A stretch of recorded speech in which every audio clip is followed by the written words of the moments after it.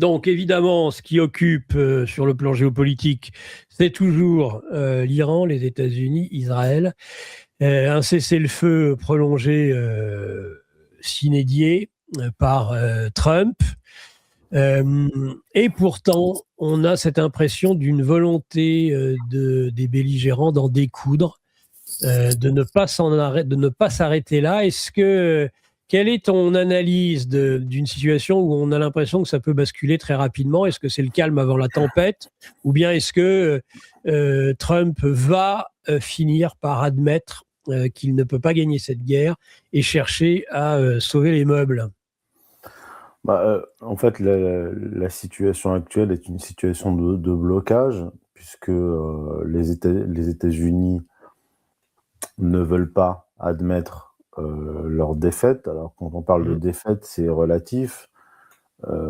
Ils ont été défaits dans la mesure où ils n'ont pas atteint leurs objectifs. Ils n'ont atteint aucun des objectifs. C'est ça. Les Iraniens, on peut dire que les Iraniens, en tout cas, ont gagné la première manche de cette guerre, puisque eux ont atteint leurs objectifs. Et leurs objectifs n'étaient pas nombreux. Il y en avait un principal, c'était de survivre. Voilà. Donc il y a une asymétrie, je dirais une asymétrie stratégique, une asymétrie dans les objectifs. D'autant plus que les Iraniens sont chez eux, dans leur région, et pas les Américains. Donc on est dans une situation de blocage au niveau des négociations, puisque les Iraniens estiment avoir gagné, donc ils estiment ne devoir rien lâcher sur les 10 points, les fameux 10 points. Les 10 points.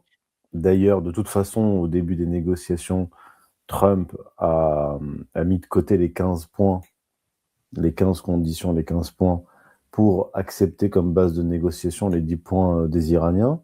Donc, c'est déjà de facto admettre implicitement une défaite. Mais le problème des États-Unis et le problème de Trump, c'est qu'il ne peut pas se retirer de cette guerre en apparaissant clairement ou officiellement comme étant le vaincu. Donc il doit, je pense que lui va absolument sortir rapidement de cette guerre, parce qu'elle est catastrophique.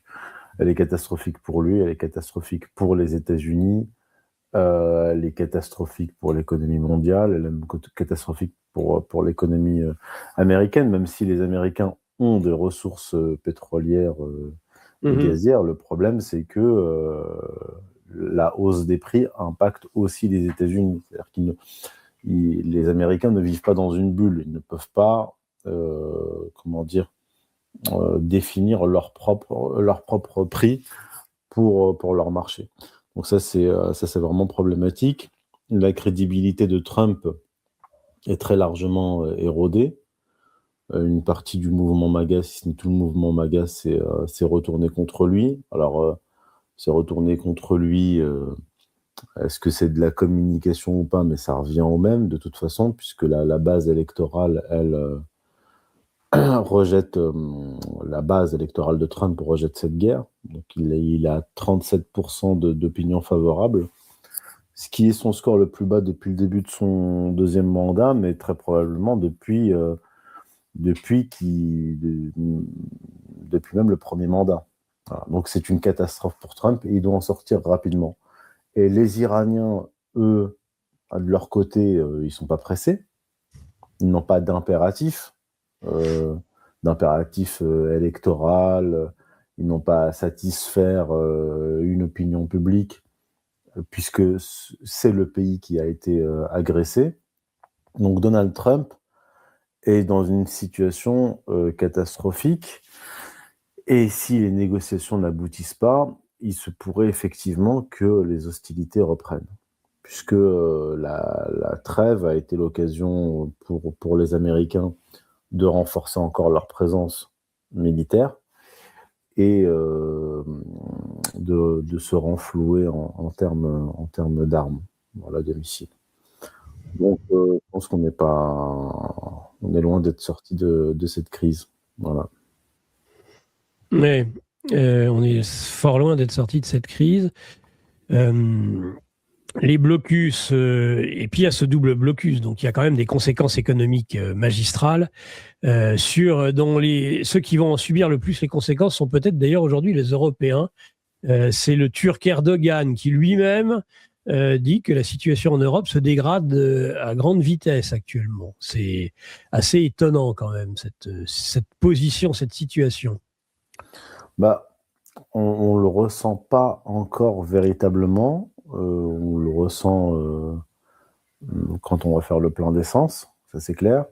Au niveau des dépenses courantes quotidiennes, bah, de toute façon, ça fait des années qu'on est en inflation, avec une inflation générale entre 10 et 20%. Je peux regarder les derniers chiffres. Et pour ce qui est de l'alimentation, on était déjà depuis le début de la guerre en Ukraine entre 40 et 50% d'inflation pour ce qui est de l'alimentation. Donc, bon, nous, on baigne déjà dans la crise économique depuis des années, mais ça peut, effectivement, si le blocus continue, ça peut devenir très grave, puisqu'il y a aussi des engrais qui passent par le détroit d'Ormuz. Donc, ça peut provoquer à certains endroits non seulement une hyperinflation, mais aussi des famines.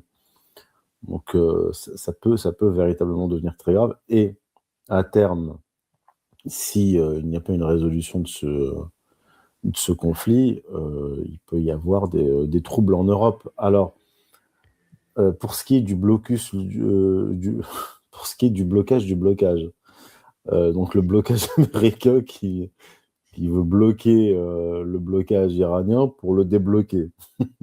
Alors, on ne sait pas exactement ce que les Américains bloquent parce que leurs navires sont contraints de se tenir à une distance de sécurité pour ne pas être frappés, apparemment. Ce qui fait que certains navires arrivent à passer. Maintenant, il faudrait voir dans le détail, puisque les Français et les Italiens ne se sont pas joints, par exemple, à la guerre contre l'Iran. Bon, on a vu des navires, notamment des navires français, passer. Maintenant, la question, c'est est-ce que le blocage américain empêche des navires français, par exemple, de passer, ou italiens, ou autres? Je ne sais pas. Je n'en sais absolument rien. Je ne sais pas dans quelle mesure le blocage américain est efficient. Mm-hmm. Donc, pour ce qui est de l'Europe, je ne sais pas. Je ne sais pas, mais de toute façon, même s'il y a des navires européens qui passent, cette crise économique, cette crise énergétique qui va avoir des répercussions économiques certainement graves, va toucher l'Europe, puisque les Européens ont eu l'intelligence de se couper de l'approvisionnement énergétique russe. Maintenant, il y a la guerre en Iran. Donc, s'ils ne reviennent pas sur les sanctions contre la Russie, l'Europe va connaître des problèmes. Mais effectivement, il y a une solution. D'ailleurs, Vladimir Poutine l'a dit il y a quelques semaines.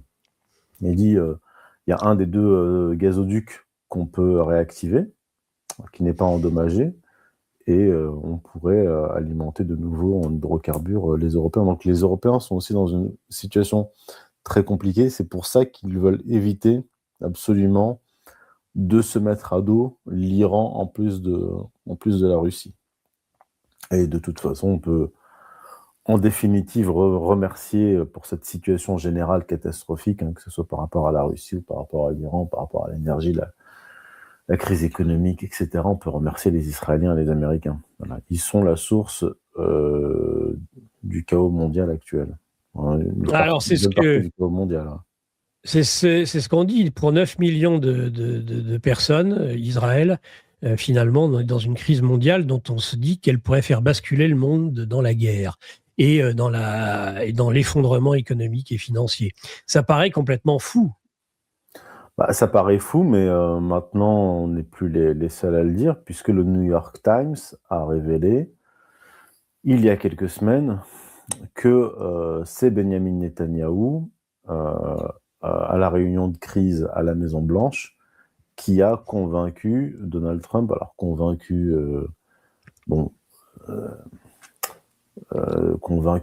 Je pense qu'au fond de lui, Trump n'a pas été convaincu, mais je pense qu'il y a un levier de pression très puissant sur lui qui fait qu'il a accepté les arguments, le discours foireux de Netanyahou. Parce que même quelqu'un comme le secrétaire d'État Marco Rubio, qui est un néocon, a dit à propos du discours, du plan de Netanyahou à la Maison-Blanche pour attaquer l'Iran, a dit que c'était des conneries. Le directeur de la CIA a dit la même chose à Trump. Le général en chef du Pentagone, le général Kane, également, a dit que c'était des méthodes habituelles des Israéliens pour nous pousser dans la guerre. Mais malgré ça, Trump y est allé. Donc, le New York Times révèle au monde que ce sont les Israéliens qui ont poussé les États-Unis dans cette guerre. Voilà. Et là, on n'a même pas eu à attendre que des historiens ou des universitaires fassent le travail et publient un livre dans 10 ans ou dans 5 ans. Là, c'est quasiment... là, on parle d'une réunion qui a eu lieu le 11 février. L'article est sorti le 7 avril, donc 2 mois plus tard. Et je pense qu'aussi c'est voulu de la part de la Maison-Blanche, puisque le New York Times rapporte des détails très précis de cette réunion. Donc il y a des gens qui ont participé à la réunion, qui ont parlé. tout relaté au New York Times pour que ça se sache et pour que le monde sache bien que c'est Netanyahou, ce sont les Israéliens qui ont entraîné les États-Unis dans cette guerre et le monde dans cette catastrophe. Voilà. Mais alors, en toute logique, si c'est admis et si c'est même reconnu par Trump, les hostilités ne devraient pas reprendre. Or, pourtant, on voit continuellement acheminer de nouvelles forces, de nouveaux hommes, de nouveaux Américains sur le théâtre d'opération. Les Américains ont été piégés.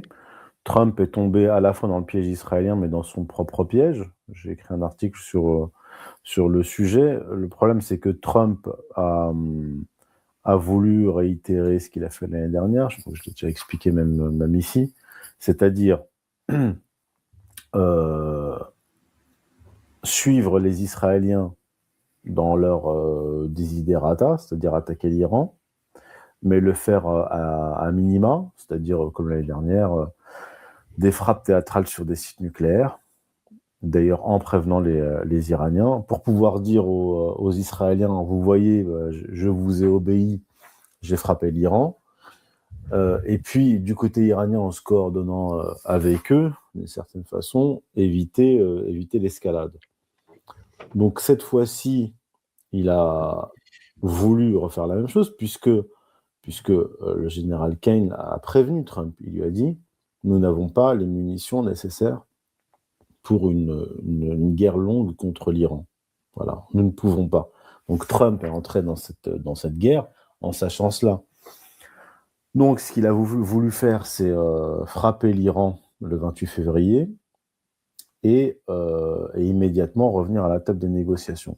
Ce qu'il avait fait l'année dernière. Et comme ça avait fonctionné l'année dernière, il s'est dit, si ça a fonctionné une fois, ça fonctionnera une seconde fois. Sauf que cette seconde fois, il a assassiné le guide suprême. Ils ont bombardé une école où ils ont tué plus de 160 fillettes, en croyant que... Et le lendemain, le 1er mars, il envoie un message aux Iraniens en leur demandant un cessez-le-feu. Donc ils tuent leur guide suprême, leur chef d'État. Ils massacrent des enfants. Oui. Et le lendemain, ils proposent un cessez-le-feu. Un cessez-le-feu. Ah non. Enfin, je veux dire, Trump, là, de ce point de vue-là, Trump est un imbécile. Je veux dire, c'est un imbécile. Il se croit dans un casino. Vous ne pouvez pas attaquer, tuer un chef d'État, massacrer des enfants. Vous pouvez le faire en Palestine. Vous pouvez le faire à Gaza. Mais l'Iran, c'est pas Gaza. C'est un pays qui fait 3 fois la France, avec 90 millions d'habitants, et qui a des missiles hypersoniques. Et donc, il est tombé dans son propre piège. Voilà, il a voulu bluffer. Donc, ni les Iraniens, ni les Israéliens ne sont tombés dans son piège. Donc, les Israéliens ont réussi à l'entraîner dans cette Mhm. guerre. Lui pensait flouer les Israéliens comme il avait fait l'année dernière, mais comme il l'avait fait en 2019, en 2017, par rapport à la Syrie, à l'Iran en 2018. Ça fait plusieurs fois, en fait, que Trump met en scène ce remake.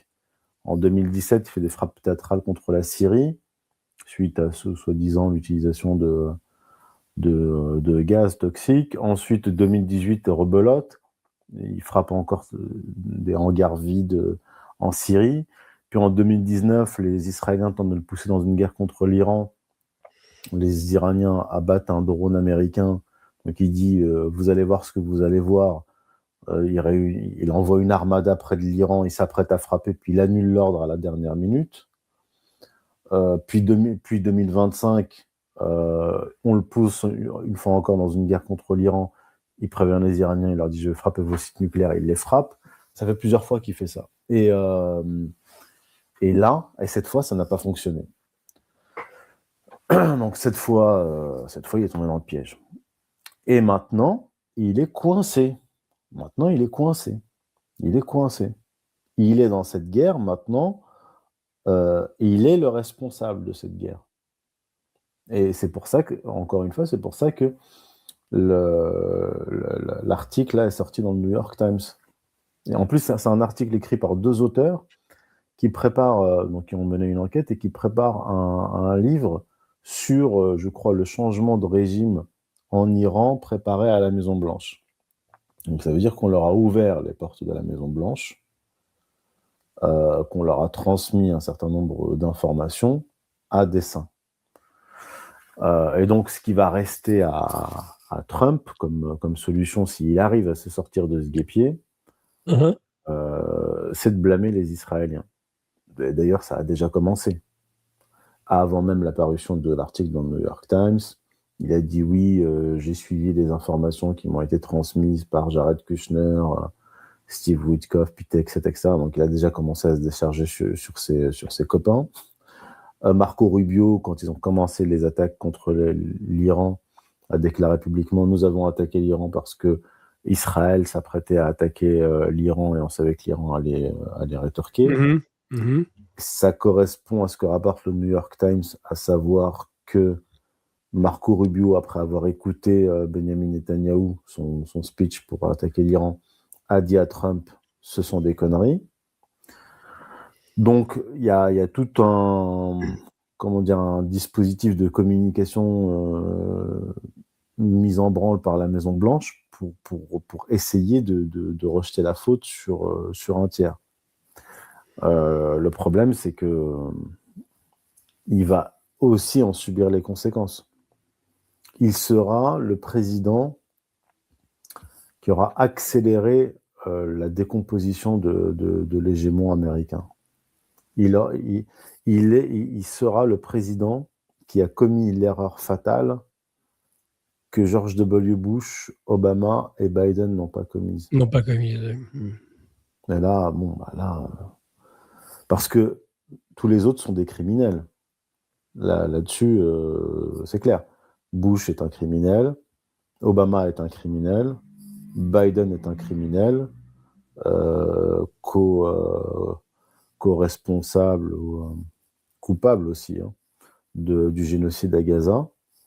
Mais sur le plan stratégique, on peut dire que Trump aura commis l'une des plus grosses erreurs stratégiques des États-Unis depuis le début des années 2000. Oui, parce qu'on a l'impression qu'on ne voit pas trop comment il va s'en sortir, justement, sans perdre la face. Ah oui, non, mais ça va être, ça va être très compliqué. Et les Iraniens ne vont pas lui faciliter la tâche. Mhm. Les Iraniens veulent apparaître comme les vainqueurs. Ouais. Je pense qu'à ce stade, il n'y a même plus, puisqu'ils ont assassiné tous ceux qui étaient plus ou moins modérés,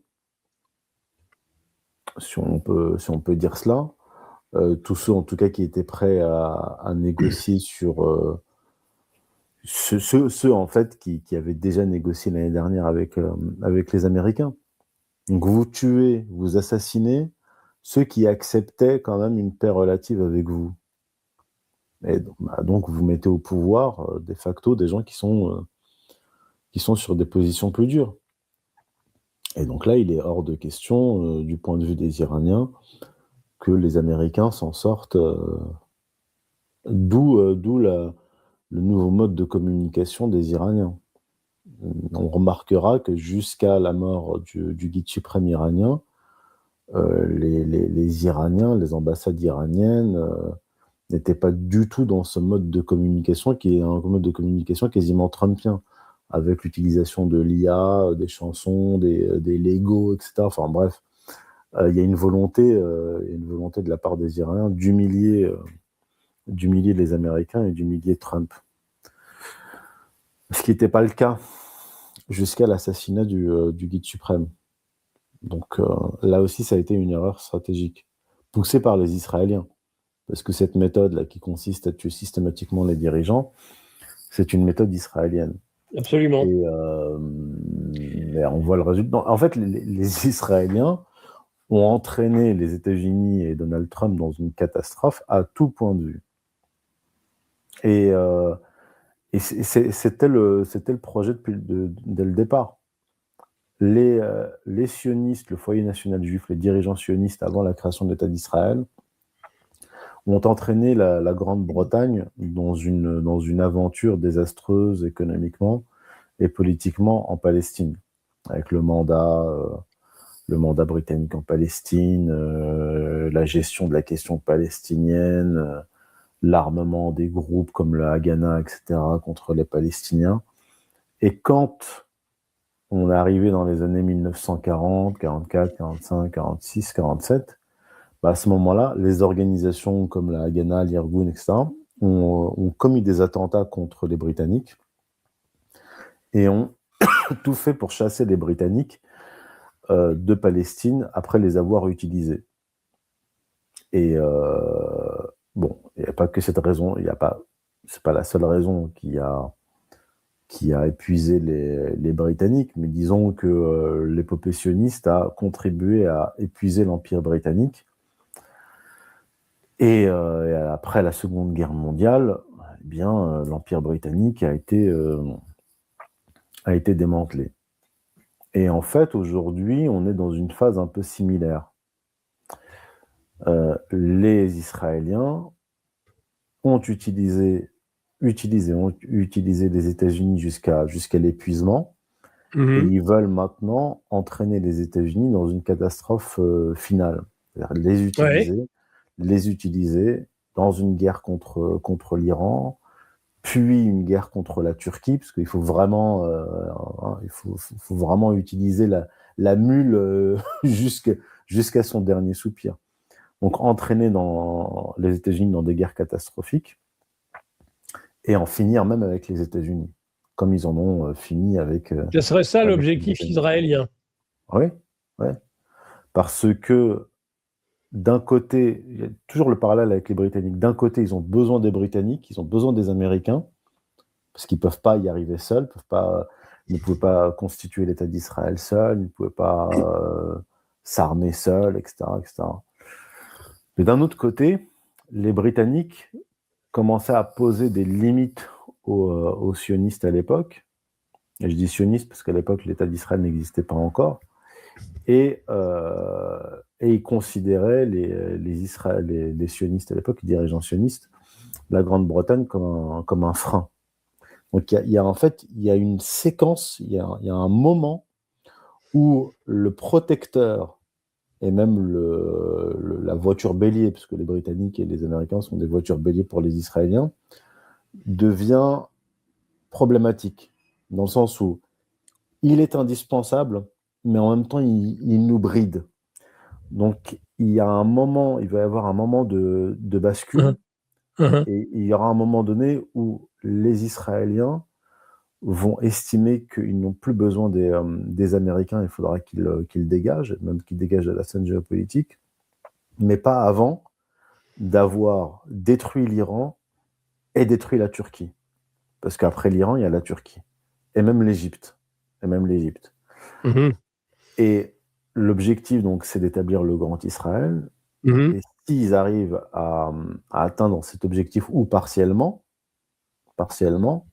eh bien, à ce moment-là, ils estimeront que les Américains, avec qui ils risquent de toute façon d'avoir des frictions, parce que le projet du Grand Israël ne sera pas forcément quelque chose qui va ravir les Américains. À un moment donné, il faudra se débarrasser des Américains. Et donc, en fait, petit à petit, ils sont en train d'épuiser les Américains. D'ailleurs, j'ai vu passer dans un article qu'on m'a envoyé, un tweet d'un professeur américain qui disait, là je suis d'accord avec lui, d'ailleurs c'est ce que j'ai expliqué récemment, c'est que, j'ai dit, les États-Unis sont passés du pivot vers l'Asie au retrait de l'Asie, à cause des Israéliens. Parce que les Américains étaient en train de se retirer de la région du Proche-Orient, de l'Asie centrale, pour se repositionner en Asie, pour contenir la Chine, et les Israéliens les ont ramenés au Proche-Orient. Ils les ramènent au Proche-Orient pour que les États-Unis s'épuisent au Proche-Orient au profit d'Israël jusqu'à la fin de l'hégémon américain. Donc, le premier ennemi des États-Unis, c'est Israël. Faut-il qu'ils en aient conscience, ce qui n'est pas le cas? Une partie en a conscience, même dans l'establishment américain. Vous voyez, le général en chef du Pentagone, le directeur de la CIA, enfin, il y a toute une partie qui le sait, mais on voit bien qu'au final, aujourd'hui comme hier, le Pentagone, la CIA, secrétaire d'État, ne font pas le poids face à Benjamin Netanyahou. C'est-à-dire qu'il y a une réunion de crise avec le président des États-Unis, le chef du Pentagone, le chef de la CIA, etc. Ils sont tous opposés au projet de Netanyahou, mais c'est le projet de Netanyahou qui s'impose. Comment est-ce qu'on explique cela? Et là, c'est pas moi qui le dis, c'est le New York Times. Alors, comment on explique ça, justement? Le lobby pro-israélien, généralement. Aussi, il y a une Qui a dimension... porté au pouvoir Trump, ce lobby-là? Oui, en partie, puisque au total, d'ailleurs, il l'a dit publiquement lors de la fête de Hanouka en décembre dernier à la Maison-Blanche en compagnie de Myriam Adelson, en disant que Myriam Adelson lui avait donné au total 250 millions de dollars pour sa campagne ou pour ses campagnes. Parce que Sheldon Adelson lui avait donné pour la première campagne 80 millions, puis je crois pour la seconde 100 millions, puis la troisième campagne encore 100 millions. Voilà. Donc on est dans cet ordre-là, des centaines de millions de dollars donnés à Donald Trump. Donc oui, ils ont un poids, ils ont une influence. Seulement, il y a d'autres forces qui ont une influence, mais c'est cette force-là qui l'emporte. Lui, Trump... Quelles sont les autres forces? Quelles sont en face les autres forces qui pourraient faire basculer plutôt dans la paix que la guerre? Alors, il y a l'autre force qui est présente notamment via J.D. Vance, mais bon, qui pèse pas grand-chose finalement. Je pense. C'est ceux de la tech, le lobby de la tech, Peter Thiel, Elon Musk, qui ont une certaine influence, mais comparé au lobby pro-israélien, c'est peanuts.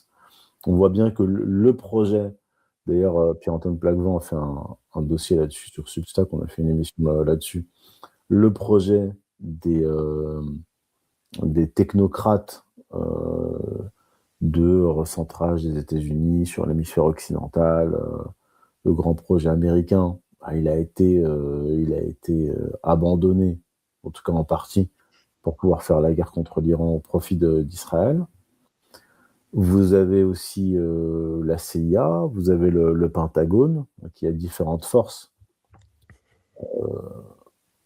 de l'État profond, mais force est de constater que, là encore, c'est le lobby pro-israélien et israélien qui l'emporte. Parce qu'il y a aussi une dimension culturelle et religieuse là-dedans.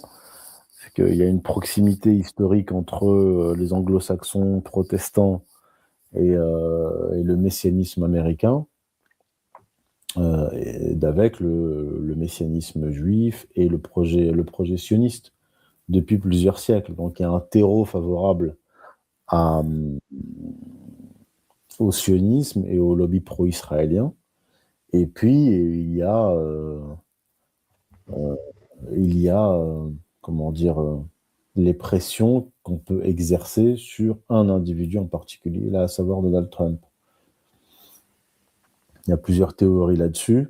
Ce que Joe Kent dit, c'est l'ancien chef du renseignement militaire, enfin, du contre-terrorisme dans le renseignement militaire.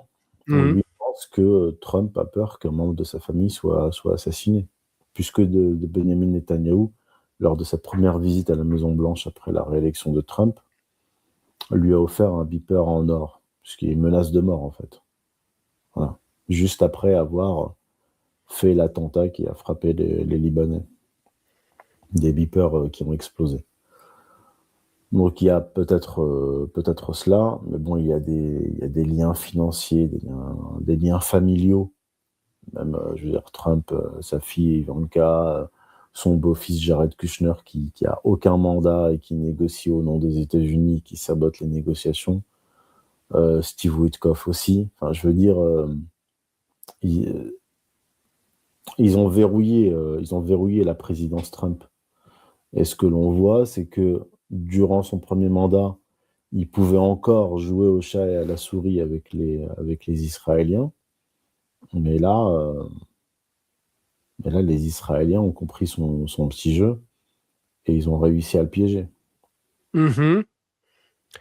Est-ce qu'il n'y a pas aussi des puissances financières, des grands groupes, les fonds de pension, etc., qui, eux, n'ont pas un intérêt majeur à ce que ça dure éternellement, cette guerre, voire qu'elle s'aggrave avec des destructions encore plus massives de l'extraction des hydrocarbures, d'un golfe à feu et à sang, qui pourrait avoir qui pourrait générer une crise mondiale majeure. Et ça, je ne suis pas sûr que, par exemple, les gestionnaires de fonds de pension ils sont extrêmement favorables. Et ça, c'est la thèse un peu de François Martin, qui lui dit que ces grands groupes, que cette oligarchie mondialiste, non pas celle de l'AIPAC, non pas les lobbies israéliens, mais un certain nombre de grands groupes financiers pourraient aussi menacer Trump de le débrancher et en tout cas être tout à fait hostile à cette pression israélienne. Vous croyez que c'est crédible, ça, ou pas, selon vous? Oui, c'est pour cela que Donald Trump fait régulièrement des déclarations pour rassurer les marchés. Mais ceux qui tiennent les marchés ne sont pas des imbéciles. Parce que les déclarations optimistes pour faire remonter le marché ponctuellement, c'est bien gentil. Mais effectivement, alors, je sais pas, je ne sais pas, parce que visiblement, il y a des gens autour de Trump qui se font beaucoup d'argent sur ce type d'opération et ces spéculations, parce que même si nous perdons tous beaucoup d'argent, il y a une partie quand même qui arrive à tirer son épingle du jeu, y compris des proches de Et des Trump. d'initiés, bien sûr. Voilà. Son fils cadet, apparemment, a gagné beaucoup d'argent récemment. Voilà. Donc, on a aussi l'impression que Donald Trump, qui de toute façon ne va pas se représenter, qui est vieux, est en train d'arroser tous ses petits copains. Je pense que c'est devenu un de ses objectifs. C'est pour ça qu'aussi le projet MAGA a été abandonné, parce que quand on voit son premier mandat, où il avait pris des mesures protectionnistes sérieuses, pas seulement des tarifs, tarifs par-ci, tarifs par-là, non, durant le premier mandat, il avait aussi menacé d'augmenter les impôts à des sociétés américaines si elles ne relocalisaient pas. Donc il y avait tout un mouvement de relocalisation aux États-Unis pour relancer l'industrie, etc. Et on voit bien que là, c'est plus du tout le projet. Donc oui, on a l'impression que le projet MAGA est abandonné. Et les classes moyennes américaines sont abandonnées au profit des copains de Donald Trump, de la famille de Donald Trump, qui s'enrichit grâce à sa politique. Je pense que le reste de son mandat va consister à cela, en cela, enrichir tout le monde, enrichir les copains, et puis bon, bah, écoutez, s'il est destitué, il prendra sa retraite et son entourage se sera enrichi. Je pense que là, à ce stade, il n'y a plus grand-chose à attendre de Donald Trump, parce que même on voit J.D. Vance, je l'avais dit d'ailleurs, je crois, à votre micro l'année dernière, quand ils allaient entamer la guerre contre la guerre des 12 jours, je disais, non seulement il va détruire le Trumpisme, mais il risque aussi de compromettre l'avenir politique de J.D. Vance. Et là, on voit bien qu'il envoie J.D. Vance négocier avec les Iraniens, mais sans aucune latitude. C'est-à-dire que J.D. Vance passait son temps, chaque fois que les Iraniens lui posaient une question, il sortait de la salle de négociation pour appeler soit Donald Trump, soit Benjamin Netanyahou. Donc Trump est aussi en train de détruire, je pense volontairement, l'avenir politique de J.D. Vance. Il le rend solidaire de sa politique, alors que J.D. Vance s'est opposé à cette guerre. Il le rend solidaire, il le compromet dans cette aventure. Et donc là, c'est pas seulement le mandat de Trump que Trump est en train de détruire, mais peut-être aussi le Trumpisme. Et le mouvement MAGA va être obligé et c'est ce qu'il a commencé à faire, de se détacher de Trump, de se désolidariser de Trump, même si il y a des relations personnelles entre, par exemple, Tucker Carlson et Trump. Tucker Carlson qui se brouille avec Trump l'année dernière, là encore, et qui l'attaque et qui présente ses excuses au public en disant oui, je vous ai trompé parce que je vous ai poussé à voter pour Trump, etc. Je suis désolé, mais je veux dire, il y a quelques semaines, il était dans le bureau ovale en train de rigoler avec Donald Trump. Et là, il aurait découvert... Non, en fait, je pense qu'il y a une manœuvre aussi du côté du mouvement MAGA pour prendre cette distance avec cette politique pour que le mouvement MAGA ne soit pas tué et détruit par Donald Trump.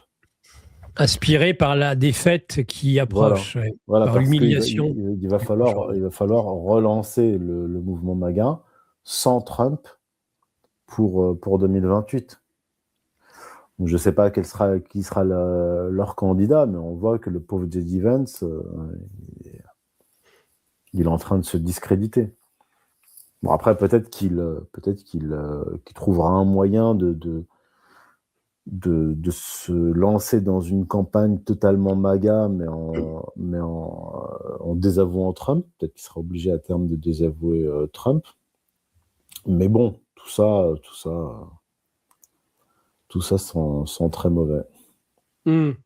Qu'est-ce que vous répondez à ceux de QAnon, de nos amis de radio Québec aussi, on en a un là, par exemple, dans le chat. Il écrit en majuscule, donc il crie sa vérité. C'est un adepte de Trump, il faut croire, tout est en majuscule. Ne vous voyez-vous pas que l'objectif de Trump et des Iraniens, c'est d'effondrer l'économie européenne pour détruire l'UE et en plus discréditer Israël? Bravo Trump et les nations US.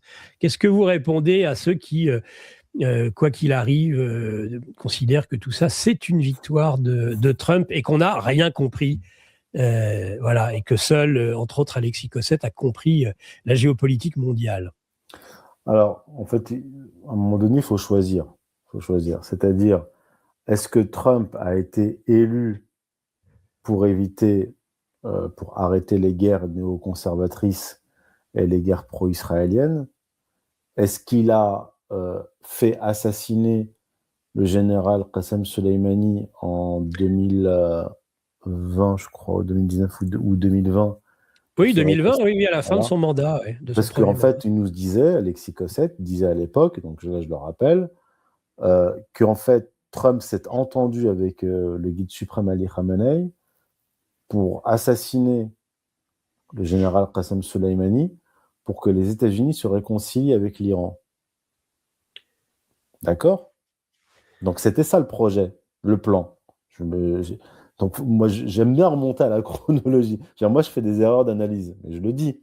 Et par exemple, quand il y a eu l'affaire Epstein, la relance de l'affaire Epstein, je pensais, on était quelques-uns à penser, que cette affaire Epstein, qui est sortie précisément au moment où les Israéliens me remettaient la pression sur Trump pour qu'il attaque l'Iran, on s'est dit, bon, le dossier Epstein qui compromet surtout les Israéliens, on oublie de le dire, on dit oui, mais Trump est dans le dossier Epstein, mais Trump, c'est lui qui a sorti le dossier Epstein. Et ceux qui sont éclaboussés par le dossier Epstein, c'est le Mossad, ce sont les Israéliens, c'est les Rothschild, c'est Wexner, c'est Ronald Lauder, c'est le méga groupe. Bon, je veux dire, c'est surtout Israël qui est éclaboussé par cette affaire. Donc moi, je me suis dit, il sort cette affaire pour éviter de rentrer dans cette guerre contre l'Iran. Bon, on ne va pas refaire le truc. Mais si on en croit les QAnonistes et Cosette, donc Trump a assassiné le général Soleimani en accord avec le guide suprême pour ensuite se réconcilier avec l'Iran. Voilà. Donc, si on défend cette thèse-là, normalement, Trump aurait dû se réconcilier avec l'Iran à l'époque. Et puis là... Et après, il a tué certainement aussi le guide Khamenei pour se réconcilier avec Khamenei. Voilà, c'est ça. C'est exactement ce que je dis dans la prochaine chronique. Donc en fait, c'est-à-dire qu'ils ont fait quoi ? Ils ont appelé Ali Khamenei en lui disant on va t'assassiner, tu vas servir de bouc émissaire pour qu'on puisse se réconcilier. Et le problème aussi méthodologique, c'est de confondre les conséquences avec les objectifs. En fait, on va dire, Trump est en train d'accélérer la décomposition de l'hégémon américain. Il entraîne l'hégémon américain dans une défaite contre l'Iran. Ça va se solder par le départ des troupes américaines de la région, etc. etc. Donc, ce sont des conséquences positives d'un certain point de vue. D'accord ? Donc, puisque les conséquences sont positives d'un certain point de vue, ça veut dire que c'était dans le plan. Non. À un moment donné, il faut être cohérent. Trump s'est fait élire pour éviter les guerres. Voilà, vous le dites, on le dit, voilà, c'est clair. Mais si ce même Trump qui s'est fait élire pour éviter les guerres entre lui-même dans une guerre, vous ne pouvez pas réécrire l'histoire, nous refaire un scénario en nous disant « Ah mais non, mais vous n'aviez pas compris le plan. D'ailleurs, nous non plus, on n'avait pas compris le plan. Le plan, c'était en fait de faire la guerre contre l'Iran pour ne plus faire la guerre contre l'Iran. » Enfin, non, à un moment donné, je veux dire, des fois... Ça fait un peu penser, vous savez, à la psychanalyse. Psychanalyse s'en est sorti comme ça. Hein. Tout est sexuel. Comment vous contestez que c'est sexuel ? C'est bien la preuve que c'est sexuel. Voilà. C'est-à-dire que l'art d'avoir circulaire, ce qu'on appelle une pensée circulaire, hein, ce qui, en termes justement de connaissances et de logique est tout à fait à proscrire, la pensée circulaire. Oui. Tout à fait. Et il y a aussi là une autre dimension, c'est la dimension religieuse. C'est-à-dire que quand on ne croit pas en Dieu, on va chercher des substituts. Voilà. Quand on ne croit pas dans le Christ, on va chercher d'autres messies. Et là, d'ailleurs, ça me permet de faire le lien avec la fameuse image où on le voit en Christ, etc. Ce qu'on oublie, c'est qu'avant cela, qui est-ce qui l'a comparé au Christ ? C'est sa conseillère, la Paula White, qui est une évangélique sioniste complètement dingo. Elle avait fait un discours devant Trump en disant que Donald Trump était comme le Christ, puisque lui-même il a été trahi, lui-même il a fait le chemin de croix, et il est mort politiquement et ressuscité. Cette image-là, où il se représente en Christ, c'est la traduction de ce que alors, je ne sais pas s'il y croit lui-même. Je pense que ça flatte son ego. Je pense qu'il ne se prend pas lui-même pour le Messie. Je pense que ça flatte son ego. Et là, on en revient à une dimension hérétique. parce que les protestants sont historiquement, on va dire, des hérétiques. Bon, je suis pas catholique, hein, mais bon, c'est une hérésie. Et au sein de cette hérésie, il y a eu plusieurs hérésies. Et l'évangélisme sioniste, sur lequel il y a un électorat évangélique et évangélique sioniste important qui aussi a voté pour Trump. Et lui, Trump, par calcul, bien sûr, s'appuie sur ce mouvement-là. C'est pour ça qu'il a autour de lui cette Paula White complètement hystérique qui fait des exorcismes publics. Ça, enfin, vous connaissez un peu le délire. Donc, on est là-dedans. On est à la fois dans l'hérésie, on est dans la recherche de substitut au Messie, de substitut à Dieu. Parce qu'en fait, le plan, cette histoire-là de plan, en fait, c'est comparable au plan divin. Parce qu'en fait, quand on se penche sur l'histoire et qu'on a une vision religieuse de l'histoire, ben on dit que tout est dans le plan divin. C'est-à-dire même l'existence du diable, même certaines victoires du diable, même certaines victoires de l'antéchrist font partie Oui, c'est même de l'historicisme. C'est divin ou l'historicisme de ce qu'on appelle la ruse de la raison. C'est-à-dire, voilà, la ruse de la raison, c'est que on est amené à voir des fois eh bien, quelque chose qui est en contradiction avec ce qui avance, mais qui est en arrière-plan et qui va petit à petit apparaître en premier plan. Une conception hegelienne. Une conception hegelienne, mais la conception hegelienne de l'histoire est elle-même une conception religieuse, mais dans une version laïcisée. Ah oui, d'une certaine façon. bien sûr. Et donc, en fait, cette histoire de plan, c'est trust. En plus, le slogan, c'est l'expression, c'est trust the plan. C'est-à-dire, croyez, on parle de foi là. Croyez au plan. Il y a un plan. Ben non, je suis désolé. Non, je ne crois pas au plan. Moi, je suis croyant, je crois en Dieu, d'accord, mais je ne crois pas au plan de Trump. Non, je suis désolé. Quand je vois comment il a géré l'affaire iranienne à coup de bluff, etc., je ne vois pas de plan. Je vois un coup de poker qui a foiré. Voilà, c'est surtout ça qui s'est passé. Un coup de poker qui a foiré. Donc, ne confondez pas la religion et le casino, s'il vous plaît. Même si c'est vrai que quelque part, ceux qui vont au casino croient en leur bonne étoile et qu'il y a une part de foi évidente. Oui, voilà. Mais... Donc, voilà, pour répondre aux QAnonistes, tout à fait. Je pense avoir répondu de façon... Absolument, totalement. Revenons-en parce que justement, parce que l'étau, lui, se resserre en même temps, et les mâchoires. Et ce n'est pas nécessairement l'Iran qui est pris dans les mâchoires de Trump, mais c'est Trump qui est pris dans les mâchoires de, justement, ce coup de poker. Et qui fait que, moi, je me dis que l'affrontement pourrait reprendre parce que ce qui est à avaler pour Trump, alors ça, c'est aussi une question qui est soulevée par François Martin, est trop gros. Moi, j'ai l'impression qu'il y aurait trop... parce que finalement, ce que veulent les Iraniens, c'est à la fois plus de sanctions, c'est revenir plus ou moins à l'accord sur le nucléaire que dont Trump avait tiré un trait dessus, et puis donc sorti des sanctions, et peut-être même véritable droit de péage sur Hormuz. Ça, c'est à vérifier. Et ça, je pense que les Américains, malgré tout, Trump ne peut pas l'admettre. Oui. Maintenant, de quel côté penche le rapport de force ? De quel côté ils penchent ?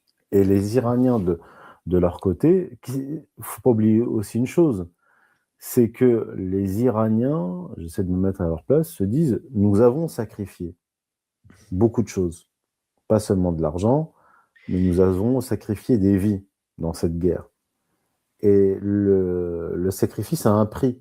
Il a un prix qui est très important. Et ils considèrent aussi avoir gagné.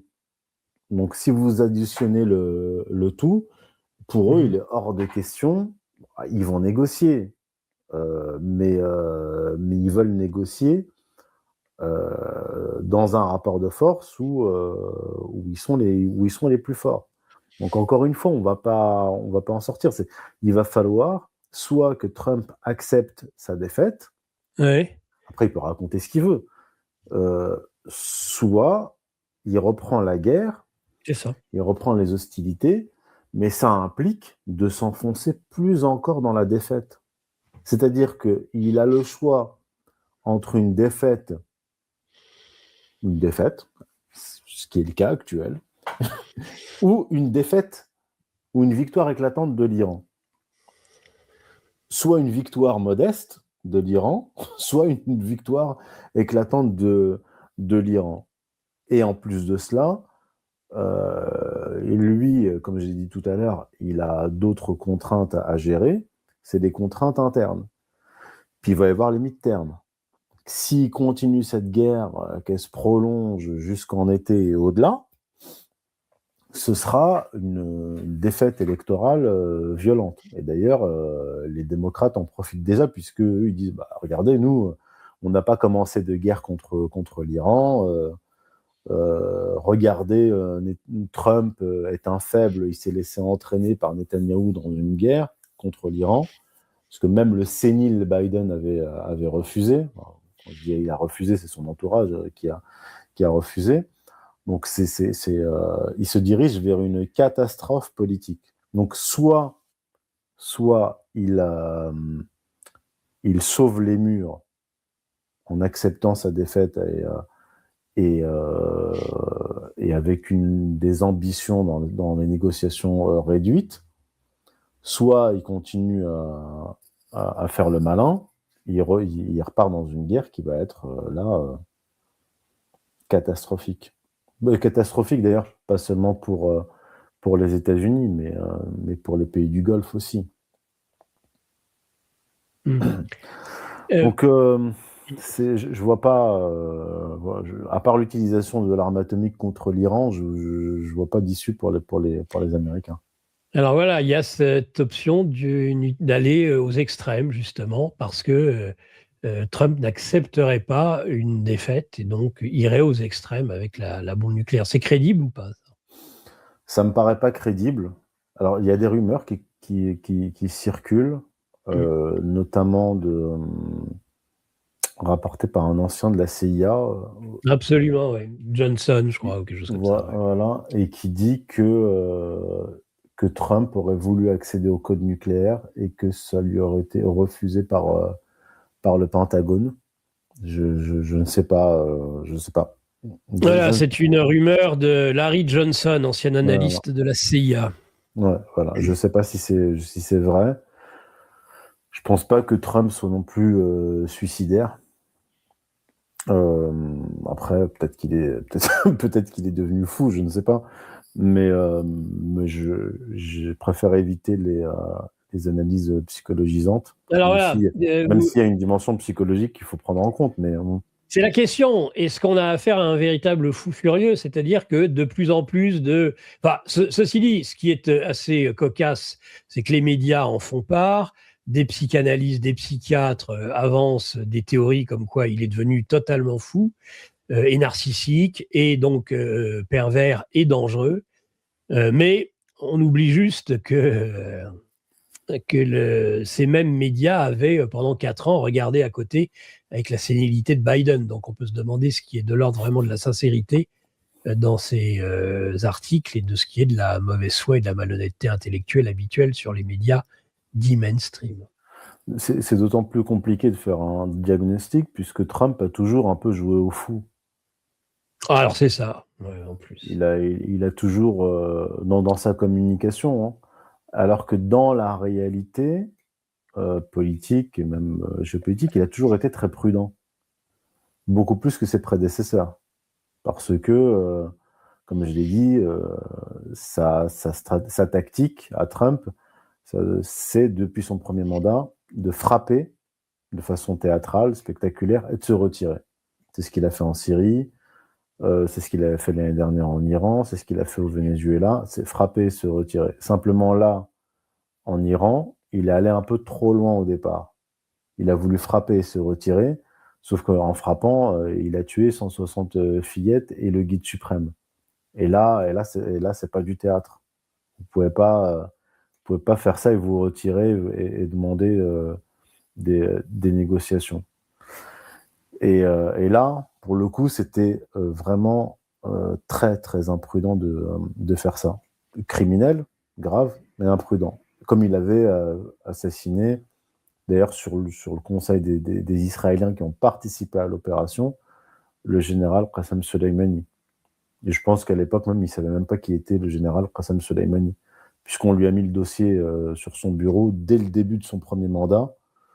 Je pense que véritablement, il ne savait même pas qui était le général Qassem Soleimani. Voilà. Donc, alors, par contre, ce qui est possible, c'est qu'il doit perdre ses nerfs, actuellement. Et je pense que n'importe qui à sa place, qui se met dans une situation catastrophique, perdrait ses nerfs. C'est bon, voilà. Mais de là à dresser un diagnostic disant que ça y est, il est devenu fou dément, je ne sais pas. Je ne sais pas. Ce qui est sûr, c'est qu'il perd ses nerfs, qu'il est très âgé, et que c'est un cocktail qui peut être dangereux. Ouais. Voilà. Avec des conseillers qui ont plus ou moins pris sur lui. Il semblerait que là, actuellement, en tout cas, ils aient un peu plus pris sur lui. Il tweet moins.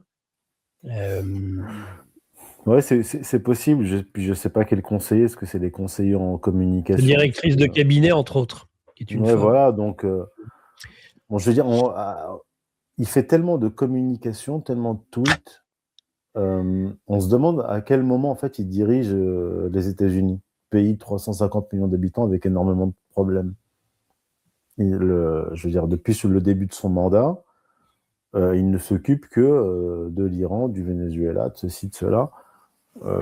Il s'occupe même plus de son propre pays. Enfin, bref, ça c'est leur problème. Hein. C'est le problème des Américains. C'est pas le nôtre. Mais on voit par exemple quelqu'un comme J.D. Vance qui pourrait avoir une influence positive, mais en fait aucune influence. J.D. Vance c'est avéré être un pantin. Alors oui, quand il vient en Europe, il donne des leçons aux dirigeants européens, il fait le beau, il fait l'homme fort. Mais en réalité, on voit dans la négociation à Islamabad, je veux dire, il devait quand même rendre des comptes à Netanyahou.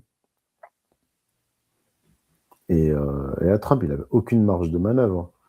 Donc, je ne sais pas qui a véritablement de l'influence, mais ce que l'on voit en tout cas dans cette affaire, c'est que c'est Netanyahou qui a le plus d'influence, ça c'est sûr.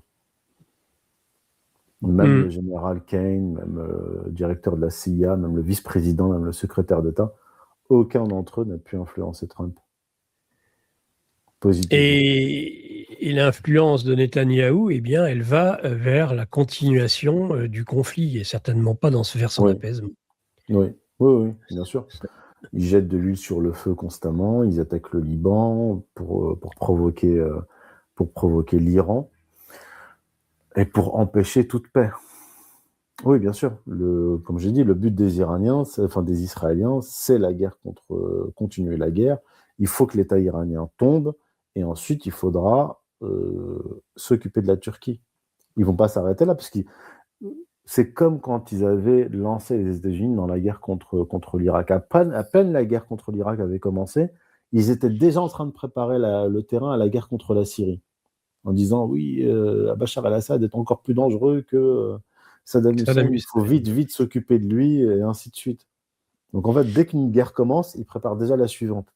Donc là, la guerre contre l'Iran a commencé, ils préparent déjà le terrain à la guerre contre la Turquie. Ah oui. Non, mais ça ne s'arrêtera jamais.